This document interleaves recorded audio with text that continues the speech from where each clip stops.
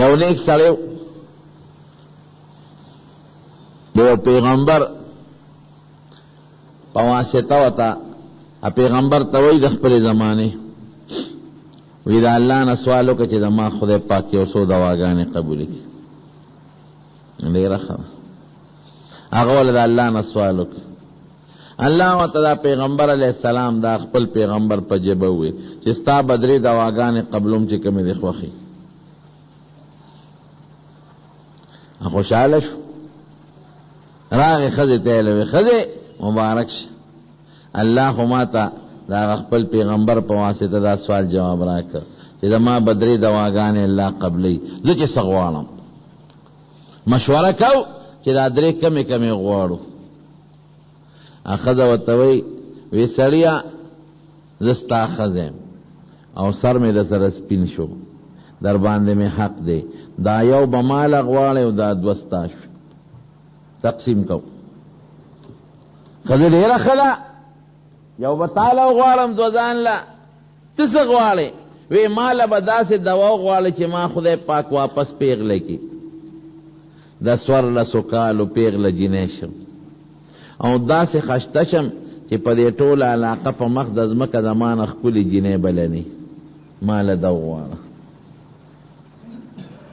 هغه نیک سړی ورته وي ښځې داسې کې ما تا خو په قبر کې خپې پرتې دي او بوډاګان یمرو، ځان له به جنت وغواړو، د قبر د عذاب نه امان به وغواړو، د الله رضا به وغواړو. داسې کې که ځوانه شي او پیغله شي بیا به بوډی کېږي. تاله یو سوال کوم، یو پکې ستا شو 2 زما، خو د آخرت او د جنت او د خدای د رضا دپاره به سوال دله کوم سوچ وکړه. وی ځان له چې څه غواړې جنت غواړې او کار څه غواړې، خو زما د باندې حق دا یو پکې زما ده او ما له دوا وکړه چې ما خدای پاک پیغله کړي. خو د مخکې په شان پیغله نه چې داسې خوبصورت یم چې په دې علاقه زما په شان ښکلې جینۍ بله نه، او چې زه پیغله شم خشته شم خو ستا هم پکې سور دی که ته به هم خوشحاله که.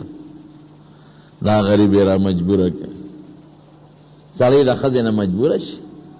وی خدای دا یو سوال د دې ښځې دپاره کوم، زه په دې 2 ځان له صلاح کوم، خدای یو دې ښځې له کوم زما دا ښځه واپس پیغله کې چې د 14 کالو پیغله جینۍ وي او داسې خشته خوبصورته چې په دې ټوله علاقه کې د هغې نه خشته او خوبصورته بله ني. الله خو وعده کړې وه، دوی وله قبوله کړه. هغه بوډۍ ښځه هغه واپس پیغله شو، خشته شوه، ښکلې شو. چې څو ورځې تېرې شوې ده دا 2 دواګانې ساتلې دي چې زه به صلاح کوم چې په دې ځان له څه غواړم، مشوره کوم، تلوار نه کوم. چې څو ورځې تېرې شوې دا ښځه ورته وي سړیه یو مصلحت کوه. وایه څنګه ښکلې شوې؟ وی ښکلې شوم خو مصلحت دا دی چې ما له طلاق را ما پرېږده. ای ښځې داسې وې نه، ته خو بوډا سړی ټوله شپه ټوخېږي ټوخ کې او په کونټه یې ګرځي او نظر دې نه لګي او زه پیغله یم، تا سره ګزاره نشم کولی. ما پرېږده چې دغه کوم نوجوانه لږ به وکړم او ته ځان له چې د بوډۍ ګوره. یا ښځې دا دې څه وې دا دوا ما دې له کوله چې ته پیغله شوې، نه تا سره جور نشم تورولی، زه به ټوله شپه ستا ټوخو ته غوږېږدم که زه به خوب کوم، دا زه جور نشم تېرولی. ته انصاف نه کار وایه، ته بوډۍ او زه ماشومه جینۍ یم، ما له طلاق راکړه زه بل خاوند کوم. غریب یې را مجبور کړه، جذباتو کې راوست، تیز یې کړه، ښه سمه شه ګورې نه سمېږم بس ما پرېږده ما له طلاق راکړه. نو بس هغه سره خو 3 دواګانې وې، هغه 2 مې پکې استعمال کړه. وی خدای زما دا ښځه واپس بوډۍ کړه، خو داسې بوډۍ نه چې هغه مخکې سینګه وه چې ښه بلا شیشکه شي،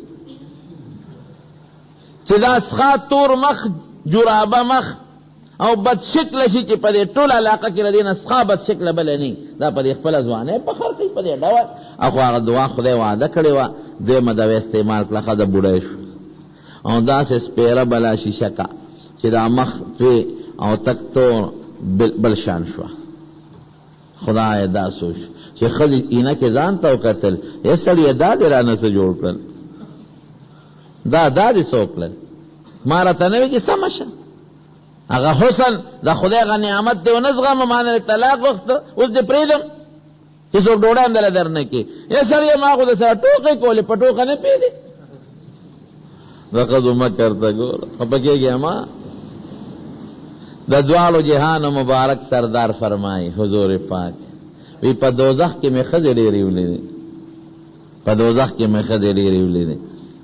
صحابه دې تپوس کړي د الله رسول الله ولې؟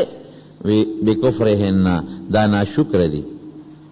نو صحابه ته یکفرن بالله، دا الله ناشکری کوي. وینا یکفرن العشیر، د خپل خاوند ناشکر دي. لو احسنت الى احداهن الدهر ثم رأت منك شيئا، کدا خذا طول عمر تو سره خېګړې کې جامیم روړې ډوډۍ ولا روړې نغدي پیسې ورکې او هر قسمه خېګړه وسره کې ثم رأت منك شيئا، دومره غلطی ده نه ویني، دونه غلطی پټې نه غوندې. دا بسوي ما رأيت منك خيرا قط، یا سړی تا نه خو ما په جون کې جدا خروز نه رموندې. دا ناشکر دي کنه دي اوس هر څه دې هېر کړل. دا ډوډۍ د پلار د کوره راوړې ده، دا جامه چې دا د پلار راوړې ده، دا کور کې چې اوسېږي دا د پلار جوړ کړی. دا ولې ناشکر دي؟ د دې ناشکرۍ د وجې نه به ښځې په دوزخ کې پرتې وي. دا بېدینه ښځې ناشکرۍ، دینداره ښځه چې نوړی اوچتوي نو څه وایي؟ الحمدلله وایي که نه وایي؟ قسم دې پخوانی ښځې بل شان وي او د اوسنۍ بل شان دي. پخوا به ښکلې غټې بورقې په سر وي، اوس شته بورقې؟ اوس چادرګي دي، چادرګي غټې بورقې به. او ما ته یاد دي چې ښځه به واده شوه نو په ټانګه کې به ورته شاته څادر وتړه، داسې وه که نه؟ او په دې منځ کې کوچوان ته په هغه سیټ باندې به یې هم ورته څادر وتړه. حیا څه شوه؟ نشته. غیرت لاړ، حیا لاړ. بانګ چې به وي بانګ، نو زر به ښځې سر پټ که د الله نوم یې واغېشته. اوس چې بانګ وي ټي وي چې د ښځې بندی خیر تیز کی. حیا لاړه، غیرت لاړ، د خدای یاره لاړه. خدای دې مونږ کې حیا پیدا کړي. نو ښځه بوډۍ شوې سړیه ما خو د سره ټوکې کولې، په ټوکه نه پوهېدې، دا ما نه دې څه جوړ کړل؟ وی ما خو درته ویلو چې سمه شه. هلته یو خیان رالل، چې یو خیان یې رالل دته وایي ښه دا زموږ مونږ په خور ته تجربې کې، دا ستاسو برګي دې لپاره چې زموږ په خور تجربې کې کله دې ځوانه جوړه کله دې بوډۍ جوړه، دا دې څه جوړ کړل؟ هغه خو د ځان نه یېرېږي، ماشومان ته یېرېږي. زمونږ د خور نه څه جوړ پرېدورې نه کوتک درته نیسو. دا ته روجې او دا منځونه عبادت دی لکه چې زمونږ د خور نه کله پیغله جوړه کله بوډۍ جوړه. غریب مجبور شو چې خدای داسې وشو. وی بس نه ځوانه ښځه و نه داسې چې مخکې څنګه وه هغسې بوډۍ که. هغه درېیمه دوا مې استعمال کړو، خدای همغسې کې چې مخکې وه. درې دواګانې مفتو کې لاړې او ښځه همغسې پاتې شو چې څنګه وه. دا ولې؟ دی ښځې سره مشوره وکړه، ښځې سره یې مشوره نه وې کړې. نو درې دواګانې چې دسه غوښتل الله والا ورکړو. نو مشوره به کو دنیاوي امورو کې د ښځې سره، خو بیا فیصله د ښځې په خبره مه کوه. د شریعت خلاف که درته څه وایي چې بلکل ونه منئ، د دین خلاف چې درته کومه خبره کوي چې بلکل نه منئ، حرام راوړه چې بلکل یې ونه منئ، مال نرۍ سادرګي راوړه چې بلکل ولا راونړئ. حضور پاک فرمایي وایي په آخره زمانه کې به داسې ښځې وي چې هغې به جامې اغوستې او بربنډې به صحابه به وایي دا بلا څنګه بربنډې به جامې به اغوستې بربنډې به. دا د دې زمانې دا نری لباس هغوی نه لیدلی. او چې په لاره ځي نو سړو ته به ځان مایل کوي، یو سړي به ځان ته رامایل کوي. او سرونه به یې داسې وي، په عربو کې یو قسم اوښان دي، اوږده قبانې دي، داسې یو طرف ته راتاو دي. وایي په د مکیز نه به دا سر په دې لاره باندې کوږ وړي. وی دا زناکارې ښځې دي ګورئ. نو زمارونو حضور پاک مونږ ته طریقه ښولې ده چې ښځه کې. ابو هریره ته فرمایي نو ښځه کوه خو دینداره ښځه وکړه، بېدینه ښځه ونه کې. بېدینه دوزخ دی دوزخ.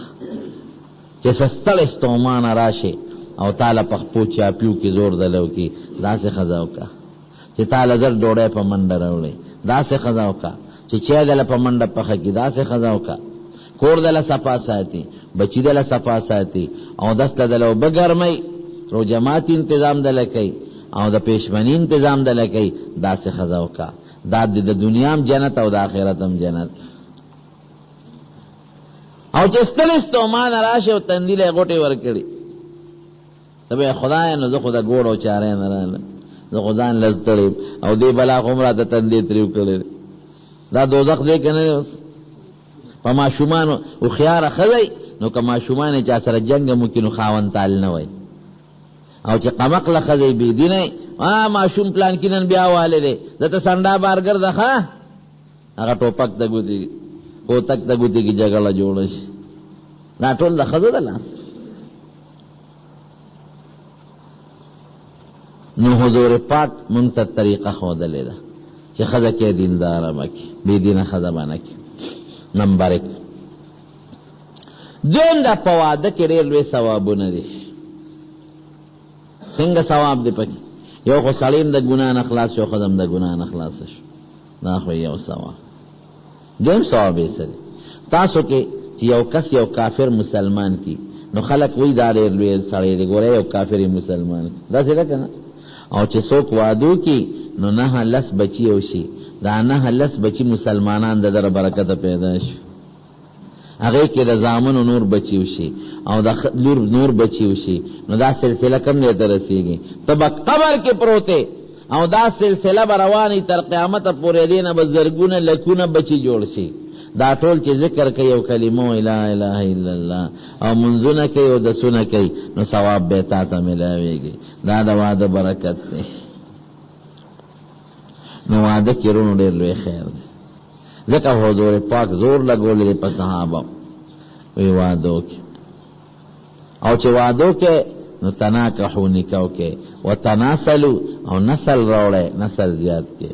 فإني أباهي بكم الأمم يوم القيامة، وی چې څومره ستاسو بچي ډېري زما امت ډېر شو، نو د قیامت پر ورځ زه فخر کوم چې زما امت ډېر دی. نو بچي م راوړی جرندې به نه لګوئ. اوس خو منصوبه بندۍ والا دي، هغې وی بچې دو هی اچې، 2 بچي به راوړی زیات به نه راوړی. د اشتهارات دي او دا منډې دي او ترړې 2 بچي به راوړی. نو بعضې خلک په عملو کې نو 2 بچي راوړي زیات یې نه راوړي. نو چې کله بوډا شي ډېر داسې راغلی دي، یو په اکسیډنټ کې مړ شي بل پته به مړ شي، نو بیا په تعویذونو پسې ګرځي، جي بچي تعویذ راله وکړه چې بچي مو شي. هلکه ستا بچي نه دي شوي، 1-2 خدای راکړي خو الله واغېښتل، نو تا جرنده ولې واله؟ اوس به 80 کالو ته او د 50 د ښځه بچي دله د کوم ځای نه په تعویذ راوړو؟ په دې امریکې په سکیم بس عمل نه کوي، د انګریزانو په طریقه به عمل نه کوي. حضور پاک وایي بچی ډېر راوړی، هلکه ډوډۍ به څوک ورکوي چې ډېر بچي شي؟ نو تاسو نه تپوس کوم وروڼو ډوډۍ د چا په اختیار کې ده؟ الله خدای به ورکوي. تا له چا درکړه؟ الله درکړه، هغې له به خدای ورکوي. کور تا له چا درکړه؟ الله، هغې له به الله کور ورکوي. ډوډۍ د خدای په اختیار کې ده، کور د الله په اختیار کې دی. دا به نه وی ډوډۍ به څوک ورکوي او کور به څوک ورکوي؟ او دا ډېر خلک مونږ له راشي بانې لټوي، جي ښځه مې ناجوړه ده جي، او دویم ماشوم دی ټیک ټاک ته نه مري، نه را ناجوړه بانې مه جوړوه، پرې چې بچي د ډېر وشي. ښه مسلمانان به ډېر پیدا شي، ذکرونه ورې په کور کې ډېر کېږي، تلاوت د قرآن شریف به ډېر کېږي، نیکان بچي پیدا کا. نو په دې به عمل نه کوي، په منصوبه بندۍ. ځکه حضور پاک مبارک ترغیب درکوي، تناکحو نکاح کې، وتوالدو بچی راوړی، وتناسلو نسل زیات کې. فإني أباهي بكم الأمم يوم القيامة، وی زه به ستاسو په برکت د قیامت پر ورځ په نورو امتونو فخر کوم چې زما امت ډېر دی. دا د واده فایده درلو. نو دینداره ښځه به کوئ او نیت به یې دی چې ماله خدای پاک ډېر بچي راکړي، او دا ټول د الله ذکر کوي او منځونه او دسونه کوي. زمونږ په وطن کې دا یو طریقه ده چې لاول د هلک مور او پلار ګرځي دی هلک له جینۍ ګوري، دا شرعي طریقه ده. بیا چې جینۍ پیدا کړي د مهر خبرو کې څونه مهر به غواړي، دا هم شرعي طریقه ده. بیا ورکې کویدن وشي، په کویدن کې نکاح وشي، نکاح وتړلی شي، دا هم د شریعت طریقه ده، نکاح ښځه چې وشي. او حضور پاک فرمایي چې کله نکاح کې نو دا نکاح مشوره کې، اعلنوا هذا النکاح، اعلان وکړي، وجعلوه فی المساجد، او په جمعات کې نکاح تړی د عبادت دی. اعلان څه دی؟ اعلان دا دی چې پخوا به خلکو ډمامه واله، دا یو ښه طریقه. او یا یو بل ته اطلاع ورکړي لکه مبارک شه پلان کې ښځه وکړه، ډزې ګورې منه دي، اعلان نه دی، ډزو باندې خو یو پیسې ډېرې لګي، او دویم دا دی چې دا ګولۍ چې ته بل ځای پرېږدي اکثر انسان ته مړ شي، په لویه ګناه کې به ګیر شي. بیا د هغې نه پس واده کېږي، کویدن او واده.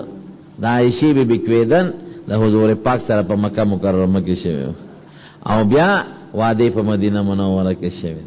نو که کویدن کې نکاح نه تړي نو په واده کې هم تړلی شي، پروا نشته.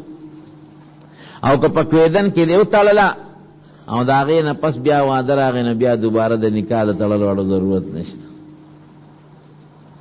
بیا چې کله وادي نو مسنون سنت طریقه دا ده چې لاول به ډولی راوړئ نو بیا خلکو له ډوډۍ ورکړه، ولیمه ورته وایي. دا مسنونه طریقه ده. او که چا د ډولی نه مخکې ډوډۍ ورکړه نو هم یو صدقه ده، خیرات یې ده، ثواب یې وګټه، خیرات یې وشو. خو طریقه د نبی کریم صلی الله علیه وسلم مبارک دا ده چې ډولی راوړي او واده وشي، د هغې نه پس ولیمه وشي.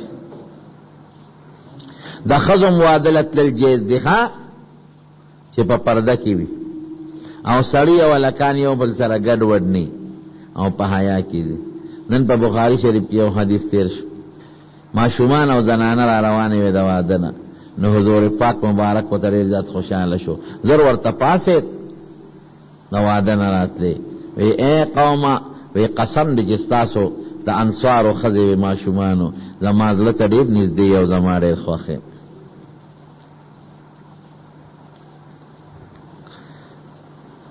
په واده کې تمبل وهل چې ګملوګان پکې ني نو دا منع نه دي، دا خیر دی، دا د خوشحالۍ موقع ده. او علما وایي چې په یو لاس ته یې وایي او شپېلې او باجې غږول پکې ګناه ده. او که ماشومان یې جنکۍ په کور کې دننه لګیا دي او خپلې غزلې وایي نو دا هم خیر دی، منع نه دی. او که پیغلې جنکۍ په کور کې دننه خوشحالۍ کوي او سړي ورسره ني، صرف جنکۍ وي نو هم خیر دی، خو آواز به ډېر نه اوچتوي چې سړي به ونه لري. زمونږ په وطن کې خلک دا ټیپ کېدي ځان ته او هغه ډنګېږي او ورته ښځې ګډېږي، دا ښه خبره نه ده، دا ناجیز ده. وی سی آرونه راوړل ګناه ده او فلمونه غږول په واده کې دا ګناه ده، دا ناروا دي. واده تا باندې الله یو خوشحالي راوسته، دا الله یو ډېر لوی احسان دی او د خدای پرځونه ده، لوی خوشحالي ده که نه. نو دا خوشحالي چا راوستې ده؟ دا الله راوستې ده. نو الله په دې خپله خوشحالۍ کې خوشحاله که، دقسې پروګرام جوړ کا د دین د نصیحت، الله مخه پکوه ګوانه. د غم او د خوشحالۍ قنجانې چا سره دي؟ الله سره. نو که تا نن الله خپکه په دې خوشحالۍ کې دې ګناه وګټله او ناروا دې وکړل، نو بیا به رستو د خوشحالۍ او د غم چابیانې الله سره دي، رستو به دې خوشحاله نه کړي. خدای پکې خوشحاله کړه، ښکلی مجلس پکې جوړ کا، عالمان نعتخوانان راوغواړه، عالمان به تقریرونه وکړي او خلک به یې واوري، نعتخوانان به خشته د حضور پاک صفت وکړي، خلک به یې واوري. دا شرعي طریقه ده، دا ښه خبره ده. او چې ګناه وکړي شپه تېره به شي، لیکن بیا به د خدای نه د خوشحالۍ امید نظر دی. د خدای فضل دی زمونږ د پښتنو اکثر ودونه دا د شریعت مطابق. اوس ځای په ځای پکې څه نارواګانې راوتې دي، هلکان ټول دننه شي، جینۍ کره لاړ شي او د جنکو په منځ کې ګډېږي، دا ګناه ده. پخوا به ورته وربل وي، سړی به لاړ او نور هلکان مې هم ځان سره بوتلل او د جینۍ د سر نه به یې ویښته پرې کول، دا ښه خبره نه ده، دا ګناه ده، دا ناروا دي. د خپلو زنانو حیا پردو سړو ته ولې دی؟ مونږ برونو هغه کار کوو چې کوم د خدای رسول مونږ ته ویلي دي، داسې ده که نه؟ نو په هغې به الله خوشحاله شي او د خدای په ښکلي پیغمبر به هم خوشحاله شي او زمونږ به د دنیا او د آخر ګټه او خیر هم پکې راشي. او چې مونږ داسې کار وکړو چې مونږ پکې الله خفه کړو نو بیا به خدای مونږ هم خفه کوي. خدای دې د خفګان نه وساتي. د حضور پاک صحابه کرام ودونه کړي دي، ساده ودونه یې کړي دي، ساده. دا دومره لوی اسراف هم منع دي لکه زمونږ دا خلک چې کوي، د زرګونو روپو کارډونه چاپ کړي، دا خبره نه ده.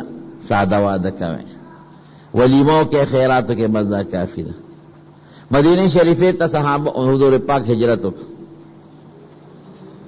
نو هغه زمانه دا و چې یو مهاجر به دی او انصاري سره ورولي جوړوله یو انصاری سعد ابن ربیع رضی اللہ عنہ او یو مهاجر دی عبدالرحمن ابن عوف رضی اللہ عنہ.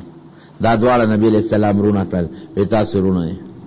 هغه انصاری سعد ابن ربیع رضی اللہ عنہ وی دی مهاجر تا وی رور ته زما رور شوی یو وی در سره خپل مال نیمو او راشه زما دوه خدي دي ته پکې ځان لیو خوخه چې کم استا خوخی زب طلاق پر کم تا د به پنی کا دمرا صحابه ورور ولیو وی بارک الله فی اهلک و مالک وستا په اهل او مال کې د خدای پاک برکت واچي.